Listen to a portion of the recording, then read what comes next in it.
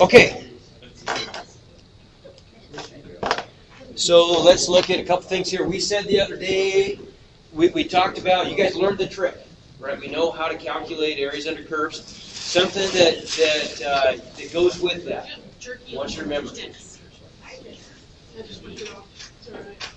No worries. Okay, we said, remember earlier in the year, we said that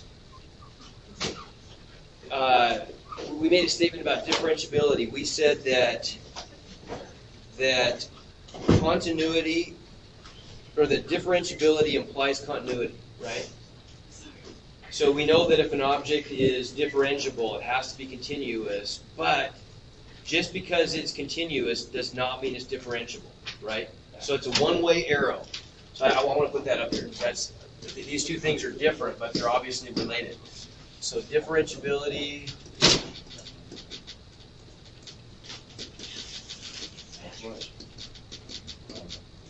implies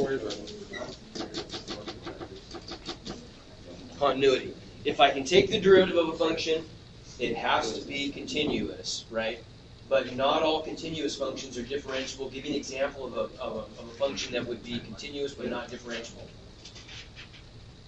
You know, or don't name the function, but what would be the feature in the function that would make it not differentiable but still continuous? Sharp corner. Yeah, good. So we could do, right? So we could do something like this. If I have a function that goes like that, it's not differentiable at that sharp corner, but it is continuous. I never picked my pen off the board, right? Okay, by the same token, now in integral calculus, we say something slightly different. We say that continuity implies integrability. So if an object is, or if a function is continuous, then guaranteed it's integrable. But just because we can take an integral of it does not mean it's continuous. So in other words, we can take integrals of functions that are discontinuous. We're not going to do a lot of that this year, but you will eventually. Okay? So there's another one-way arrow from continuity over to integrability. That's hard to say. Yeah. Yes? Can you read this and tell me if it's true? Oh my gosh, nothing to do. Later. Let me do it at the end. I highly doubt it. Highly doubt it. I'm pretty sure it's true. Yeah. It says it on the bottle. Yeah, it doesn't matter. I don't think it does. Save it for later. Okay, so let's see here. So how about this one then? Okay, the first fundamental theorem of calculus. Oh God, she doesn't get it. Sounds like a really big deal, and it is. The first fundamental theorem of calculus is just our fancy name for the trick I showed you. That's it. Right? It just says that we can define something called the definite integral, which tells us that the definite integral of a function f of x over the limits of integration from a to b just equals this new function, capital F evaluated at b minus capital F evaluated at a, where all capital F is the antiderivative, right? So in other words, the derivative of capital F of x with respect to x is just our integrand f of x plus c, right? So calculus jeopardy, right? In other words, we're linking the two concepts we had earlier of calculus jeopardy, which is antiderivatives, and adding up areas under curves, which we did so painfully with all the rectangles and the Riemann sums, into this trick, right? This really good trick for using calculus to add up areas under smooth curves. Okay? They don't have to be smooth for that. Okay, now let's take an example of one that's not smooth. Let's look at, because these are such a pain and people dislike them so much, and we had I want to do this because this came up yesterday. How do we deal with these absolute value functions? I want to spend a little time with this because you do deal with them. Okay, so if we want to add up the area under the absolute value of 2x minus 1 from 0 to 2, what does that look like? Well, now to justify the use of an absolute value function, let's just graph it. We can see what it looks like. An absolute value function, I can put that in there. Math, absolute value of 2x minus 1. Okay. Oops, forgot the x.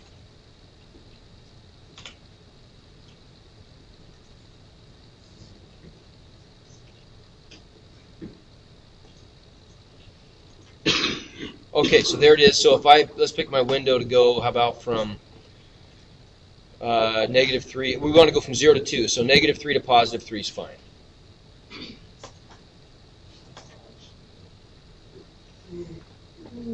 Okay? Everybody buy that?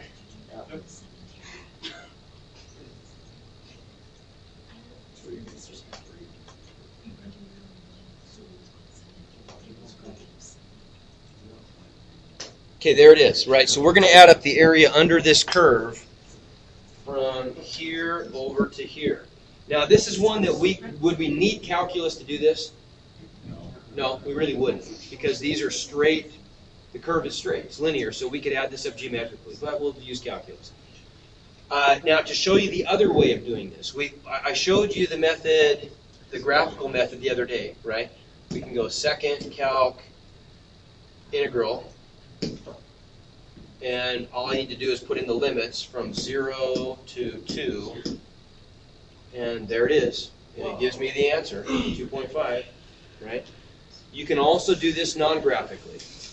So if you're just in the regular editor, you can go Math menu. We're going to go down to finite integral, which is right there, FN INT. Okay, if I choose that, then look what it does. It gives me a template for my trick, first fundamental theorem. Okay. So we're going to go from 0, the limits of integration go from 0 to, oops. Did something wrong? I did do something wrong. There you go. I want to go up to, there we go. From 0 to 2 of absolute value of 2x minus 1, so math number absolute value 2x minus 1. And then what's the last thing I got to put in there?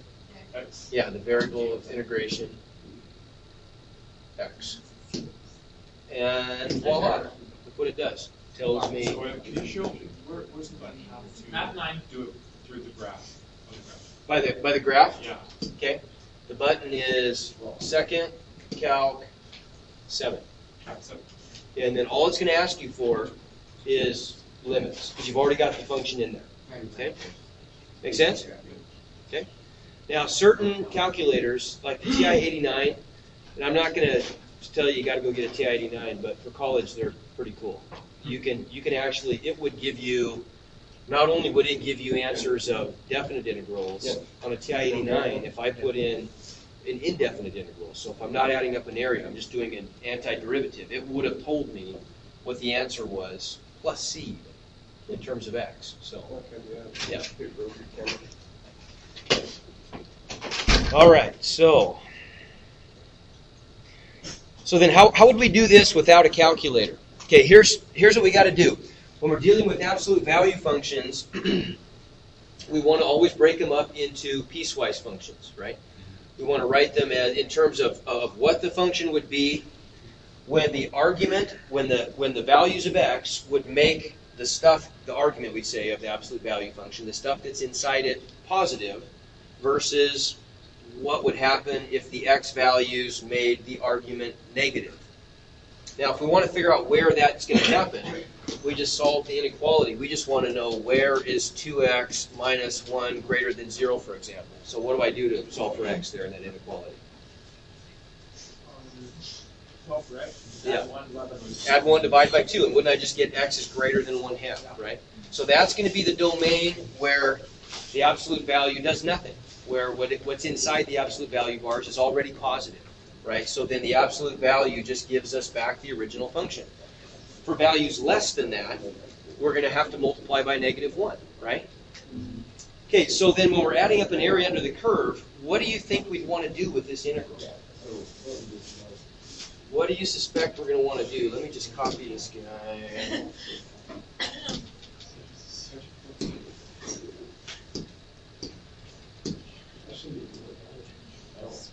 Okay, what are we going to want to do with this?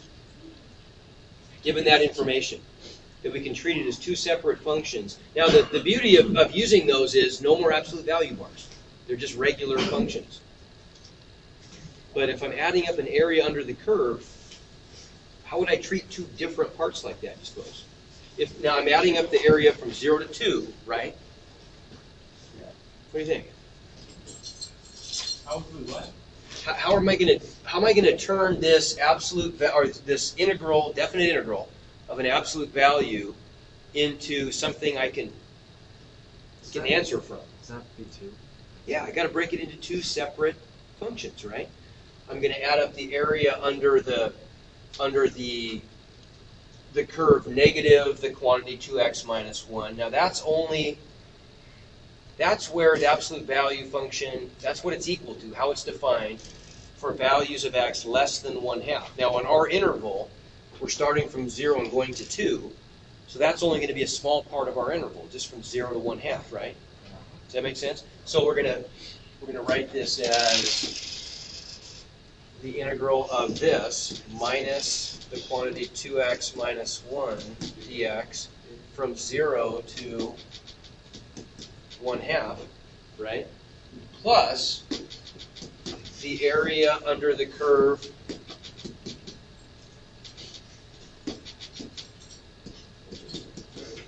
(2x minus 1) from 1/2 to 2. Make sense? Yeah. Okay. Calculus, really simple. What's the antiderivative part of this, of negative 2x minus 1?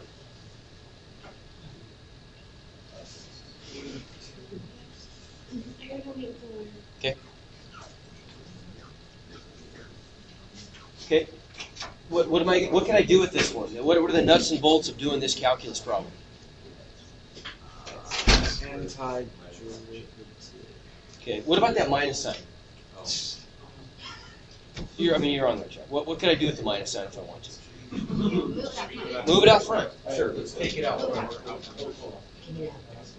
So then I get negative. What's the antiderivative of 2x? Okay. In fact, okay, yeah, just plain old x squared, isn't it? Right. Antiderivative of negative 1. X. Okay, so I'm going to do negative that answer evaluated from 0 to 1/2, right? Okay. Right. Plus, same kind of thing over here. This one's just going to be x squared minus x evaluated from 1/2 to 2, right? Everybody buy it? Yeah. Okay. Yes, sir. X squared minus x, that's just the antiderivative. Yes. Yeah. Okay.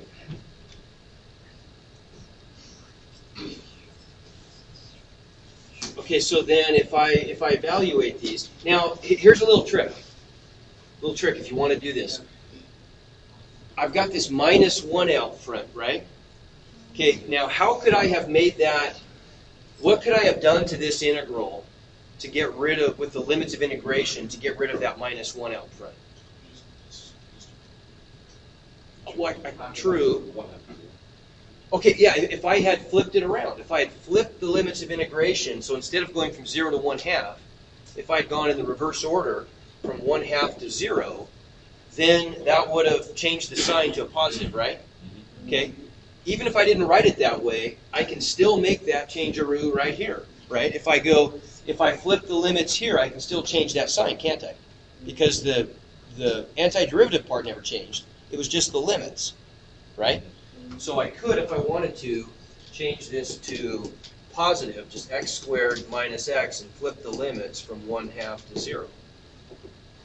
Okay? So now if I evaluate this at 0, what am I going to get? 0. So this is equal to 0 minus, at 1/2 I'm going to get, what, 1/4 minus 1/2 is negative 1/4?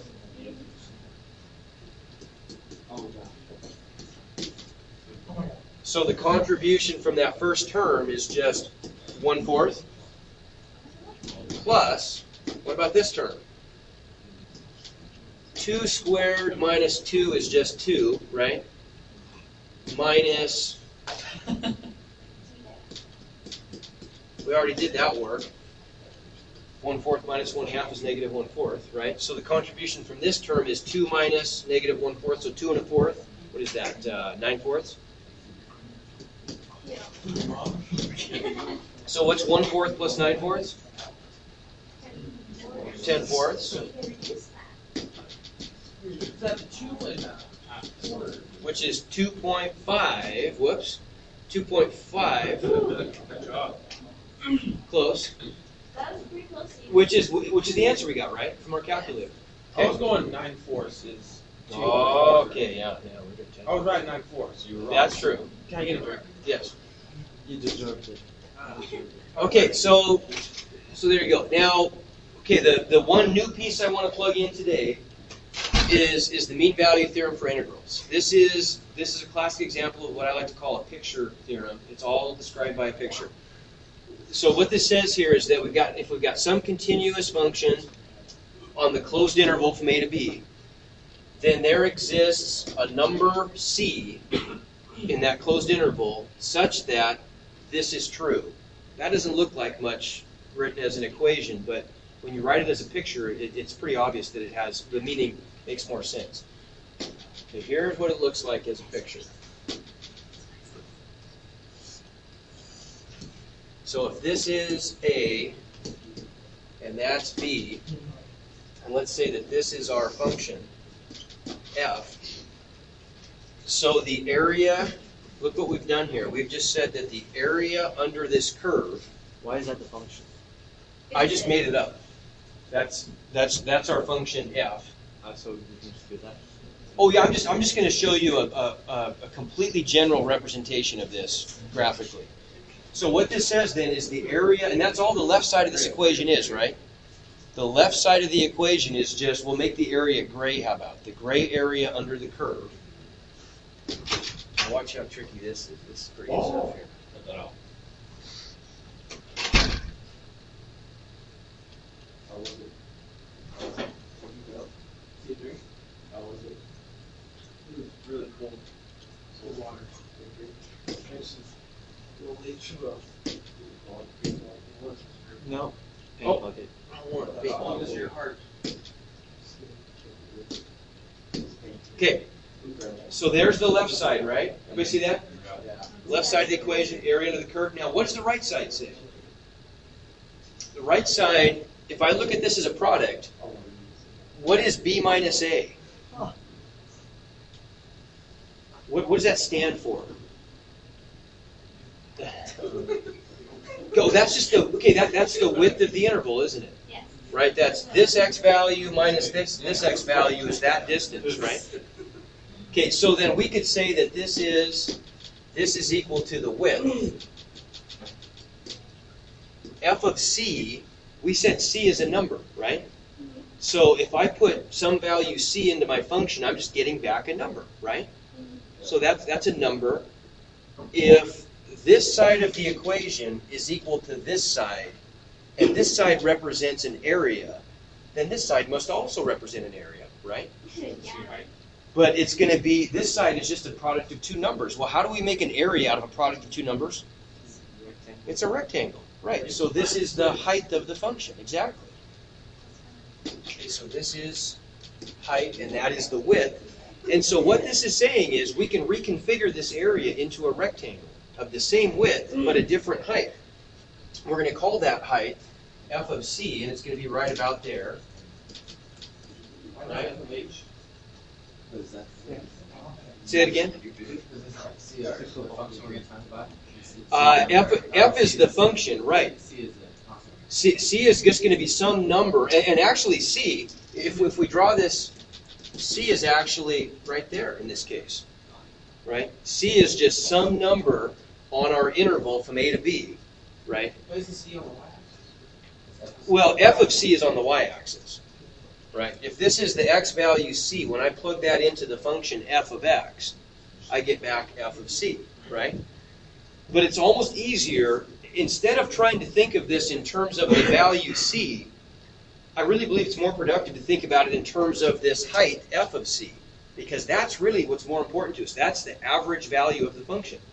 If we were to reconfigure the area, it's now going to look like this. In other words, if I brought in my two-dimensional calculus grinder, and I were to grind down this function from the top, the rubble I would create from this lobe up here would exactly fill in that lobe down there, right? So this is the rectangle I would arrive at if I turned this curvy area, smushed it into a rectangle. Doesn't make sense. What if the C was like below the curve? And there would be nothing. Okay, but if C was below the curve, but it can't be, because we can convince ourselves of this pretty easily. If this function is continuous, right, if I can't pick my pen off the board, then that means that there has to be some average value, right? There has to be some place, if an ant is walking this curve, there has to be at least one place, possibly more, where the ant is going to pass through the height that's equal to the average height, right? Because up here, he's higher than average, right? He's up near the top of the function on this interval. Down here, he's obviously lower than average. But what if C was right next to A? It could be, but if it's a continuous function, it could even be at A. It could even be at A. Why wouldn't that be the average? Well, because it's the average in the sense that if I were to, well, there's the easiest way to think of it is the way I just described.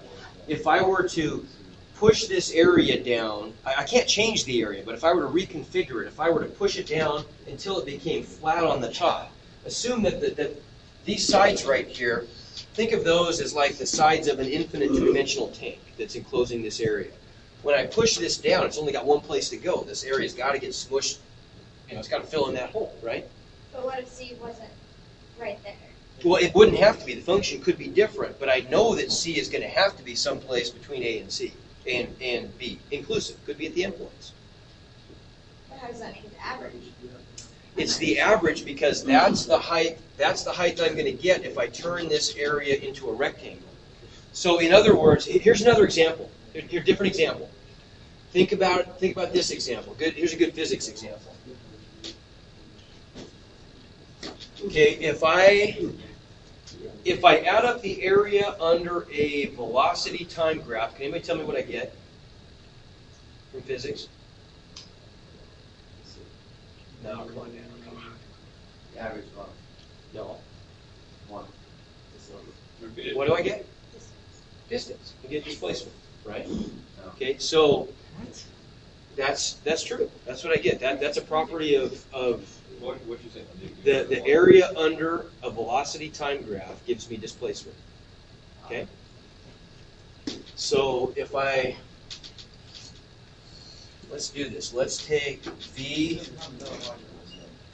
versus T. Now here are two scenarios.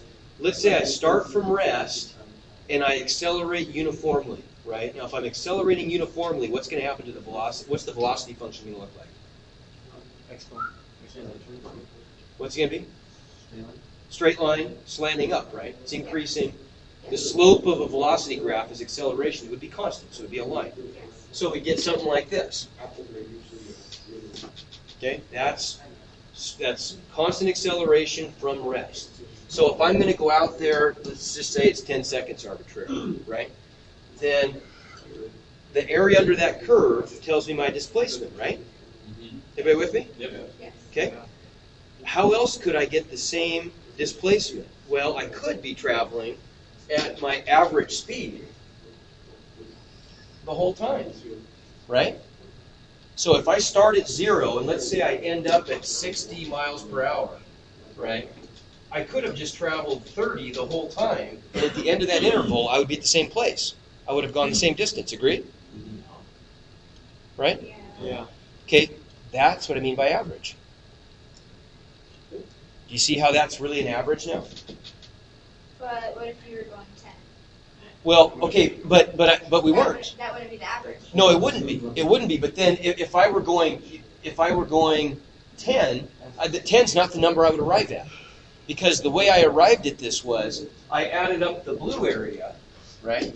So here's my blue area. I thought you said C could be any number. Well, it could be any number on my interval depending on the function. But for each function, I'm only going to get one, maybe more than one answer. But the value of the function is going to be the same. Let me say this again. This is why we don't want to worry about the number C until after the fact. If we understand what the average value is, finding C is easy. So forget about the C part. So C is not the average? C, no. F of C is the average. We're looking for the average value of the function, right? Now, everybody stop what you're doing. Now listen carefully. I got to start again. And this time it'll make sense, I promise. I Okay, think you swear. if I swear, if I start at 0 and I accelerate uniformly up to 60 miles an hour, I will have gone some distance. In fact, the distance will be equal to the area under this curve in this graph. Okay? Yes. Right. Now, if I take the area, watch what I could do. If I take this area, what if I cut this little piece out right here and flip it around and create a rectangle out of this instead? I haven't changed the area, right? Correct. Instead of being a triangle now, though, it's a rectangle. Yes. But the area is the same. Okay, so then if we reconfigure the area into its simplest configuration, which is a rectangle, the height of that rectangle, which is the constant y value, equals the average value of the function on this interval. How do you know where? Because instead of... It'll Okay, raise your hands. Raise your hands. Right here was first. I was just trying to Okay. just like the average area of the. How do you know where the red line goes? I know where the red line goes because I end up at the red line when I've ground down the function and it's all flat. Well, we grind it down using calculus. But that's effectively what we're doing is we're taking the area under the curve, which we add up using calculus. Like in this example, obviously this is not so simple. It's a curve. So to add up the area under the curve from A to B requires me to do an integral. But that's what we know how to do now, right? That's what calculus is all about. We can add that up using calculus. Okay, once I know what that area is, I'm just going to come in and I'm going to reconfigure it. I'm going to take that area and I'm going to grind it down. So How do you know when to stop? I know when to stop. When I've created enough rubble that this thing is flat, I can't, grinding doesn't do me any good anymore. So it'll be 30 Right. high, and I'm then not Still, do you Right. just estimate? Don't worry about C at all yet. Just forget I even mentioned C. We're using it, it's fun. No, but C. But what I want you to see here instead is that we can, before we get to C, I want you to understand bad terminology. I want you to understand what it means by an average value of the function. It just means I'm going to push the area down so that the blue is going to squeeze out this side and become flat. But that's How do I know when to stop? When it's flat. How do you know when it's flat? Okay, I know when it's flat because I know what flat looks like. I do too. Seriously. I know what it looks like. Let's take this little piece at a time. I'm going to grind for a while. I'm going to grind off that little piece up there, and it fills in right down there, right? No, but just try it. Focus. I'll grind this down a little bit more. It fills in a little bit more, right? I keep grinding it So down. do this for every problem, even the curvy ones? What if it's But, Grind it down. but listen. Doing this mathematically is so simple. All you're doing mathematically, is this. Now, okay, listen. This is the area. I'm going to get a number out of that, right? I'm going to do the calculus, and I'm going to get an actual number for the area. Yes. Okay, if I have the actual area of the gray curve, that's also the area of the rectangle that I'm going to create, right? Exactly. And so does that make sense? If I were to divide the whole area by the width of the interval, then that must equal the height of the rectangle. Okay. Oh, okay, I got it. But equals the height, that's Yeah, how I you didn't know. understand. Okay. The rubble, I the didn't know grinding, this. and the grinding. I thought they could solve this. Probably could have said that first. It's like you estimate how much. Yeah. Okay. I think I'm just gonna. Okay, right? So this is just area divided by width. Oh, okay, I got Okay, it. makes I got sense? it. Okay, but what have we really done? I mean, what we've really done is pretty cool. What we've actually done is we have reconfigured the area. Down the height. Yeah, we've taken this complicated shape and pushed it into a rectangle, right? And now the height of the rectangle, the y value that forms that rectangle, is defined as our average value. Okay? So now what is C? C is just every place where the function actually has that average value, right? So in this case right here, So there could be multiple. it could be multiple. So if we calculated that the average value, the gray area divided by the width was that, let's say, that number. Okay, so that's the average height. Well, in this case, as the ant walks along the function, he only achieves that y value once at that value of c, right? But what if I had I'm going to draw a different situation. What if we had this one here? What if we have, here's A, and there's B, and there's our function. There's F. Okay, so now here's my area. Oh, darn it. You don't have to do the first. Oh yeah, you don't have to do that. Why don't you just fill it in? I don't think I have to do this, don't I? No, you don't. I have to because I want to stop it there. No, but you could have just drawn the two boundaries and then just filled it in with gray. Serious? Yeah, you didn't have to draw the bottom and the top. Because it'll just stop at the black. Oh, it stops at the black there. Yeah, you're right. You're right. Okay, so there's my gray area, right? Yeah. Okay, now if I added that area up and divided by the width, I would get something about yay big, don't you think? Yeah. Right? Yeah, probably. See big. Okay, so See big. right. Oh, whoops, that's not what I want. I want this. About like that. Okay, let's pretend that that's our average value f of c, right? So now how many c values do we get this time? 1. Four. Or C values. Because look, the function has its average value there, there, there, and there. Don't you have a constant C value? Can you not have a constant C value? Well, they're all constant. You put C three times. I did. Just see if you're paying attention. Good You job. were. Okay, so if I calculated c, I would get 4 answers this time. Okay. Yes. How do we do this? Let's do this is called the mean value theorem, by the way. I don't know if I said that. Mean value theorem for integrals. How would we do a problem with the mean value theorem? What they will look like, and then what they will look like on your homework is just something kind of like this.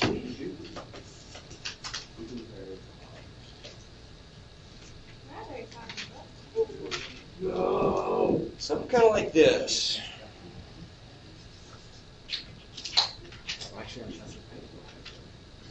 Yeah.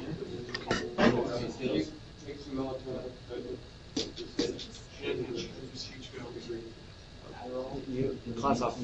Oh, yeah. Blake Franklin. That was Shane's. Is that a fall from the Shane. What did he do? We just talked about how crappy our school is and how Happy our school is? he's like, well, our school sucks. Like all our teachers aren't very good. We said this? Like everything's not Oh, we need to good. get rid of this teacher. And then he's like, I'll be better next year if I'm. I'll be better, so I'm not better. No, like the school will be better. Okay. Oh. It's like, Yeah. like, His speech was very humble. It was good. You're gonna say the school sucks. Sounds very helpful. we need to reform.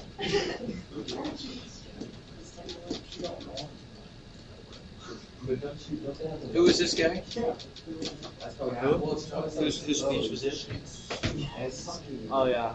Yeah. What do you Interesting. He was naming all the teachers that were like good, but now they're not here anymore. I see. Interesting. Okay, so so what about this one? Find the value of c guaranteed by the mean value theorem for this, right? Okay, so we'll just start with. Okay, we'll just start with the mean value theorem, right? So we know that the area under the curve, 2 secant squared x dx from negative pi fourths to pi fourths must equal the width of the interval, which is what? Pi fourths minus negative pi fourths, so that's 0. no. From negative pi fourths to positive pi fourths is how wide? 2 pi 4. Pi halves. Yeah. So it's just going to be pi halves times f of c. So the first thing we're doing is we're finding f of c, the average value of the function, right? And to get that, we're just going to divide the area under the curve by the width, right? So what is, let's do this, do the calculus here. What's the antiderivative of secant squared x? tangent, right? So we're going to get 2 tangent x evaluated from negative pi fourths to pi fourths. Well, what's the tangent of pi fourths? Think unit circle. Sine divided by cosine. There. 1, of course. Same y value as x value, right? So this gives us 2 times 1 minus, what's it going to be at negative pi fourths? Negative 1. So 4 total, right? 2 times 2. Okay. So then we just want to know f of c is going to equal that divided by pi halves. So 8 over pi, Yes. right? So we would just answer the question then. We want to find the value of x. So when is f of x equal to 4 divided by 2 over pi? Oh, is that what it was? Pi halves, which is 8 over pi. Okay. Well, what is our function? 2 secant squared x is our function, right? So we would just have to find the answer. 2 secant squared x equals 8 over pi. Okay, so divide by 2, right? And I get secant squared x equals 4 over pi. Okay, so that's going to be a weird answer. I mean, it's going to be a really bizarre answer. It's going to be some number that we're not familiar with. But on a calculator, how could we do this? Plug those numbers. Well, we could. How about if we wrote this in terms of secants are weird? How about if we write it in terms of cosines, right? So isn't that saying 1 over cosine squared x equals 4 over pi? So cosine squared x equals pi over 4, right? And Because you have to go from this. yeah. Okay, and so what I would just do on my calculator then, I could just graph. I mean, here's a real simple way to get this.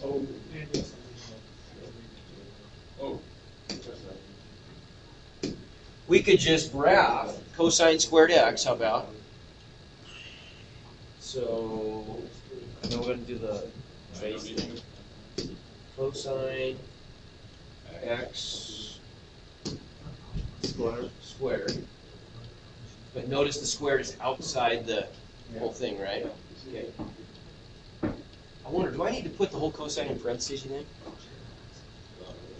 Wait, is it okay if it's square? No, you don't know. I don't think I need to, yeah. So there's my cosine squared x, and then I would graph pi fourths.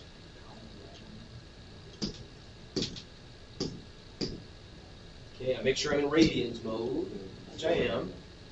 And let's just go, how about from, what's our interval from? Negative pi fourths to pi fourths? Yeah. Yeah. Okay. So we'll go window, negative, how about if we just go negative pi fourths. Pi divided by 4 down to pi divided by 4. Zoom fifth. And those are the answers, right? Those are the x values. That's where the graph of the left side intersects the graph of the right side. So that, right? We can just go find those then. Find the intersections. And just go over by one. We'll just find one of them.